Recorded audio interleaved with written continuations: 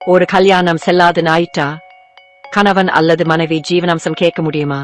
இந்த திருமண சட்டம் படி செல்லாத திருமணங்களையும் ஜீவனாம்ச உரிமைகளையும் எப்படி கையாள்வது? பிரிவு 11 படி சில கல்யாணங்கள் செல்லாது.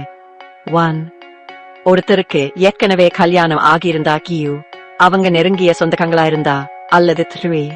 அவங்க சபிண்டர்களா இப்படிப்ப செல்லாத கல்யாணங்களுக்கு பிரிவு 20 உதவுது. பிரிவு 20 சாய்ந்த நிரந்தர ஜீவனாம்சம் மற்றும் பராமரிப்பு பத்தி சொல்லுது. நீதிமன்றங்களுக்கு இப்படிப்பட்ட செல்லாத கல்யாணங்களுக்கு நிரந்தர ஜீவனாம்சம் கொடுக்க அனுமதி கொடுக்குது. எந்த ஒரு தீர்ப்பு வழங்கும் போதும் இல்லனா அதுக்கு அப்புறமா சூட வழக்கு. பிரிவு 9 முதல் 13 வரைக்கும் சம்பந்தப்பட்டிருந்தா கணவன் அல்லது மனைவிக்கு பல நிவாரணங்கள் கொடுக்கப்படுது. நீதிமன்றம் தெளிவுபடுத்தி இருக்கு என்னன்னா செல்லாத கல்யாணங்கள்ல சூட கணவன் அல்லது மனைவிக்கு ஜீவனாம்சம் வழங்கப்படும்.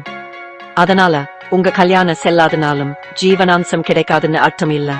புரிஞ்சுதா? ரொம்ப சுலபம், தெளிவா இருக்கு. லைக் பண்ணவும் சப்ஸ்கிரைப் பண்ணவும் மறக்காதீங்க.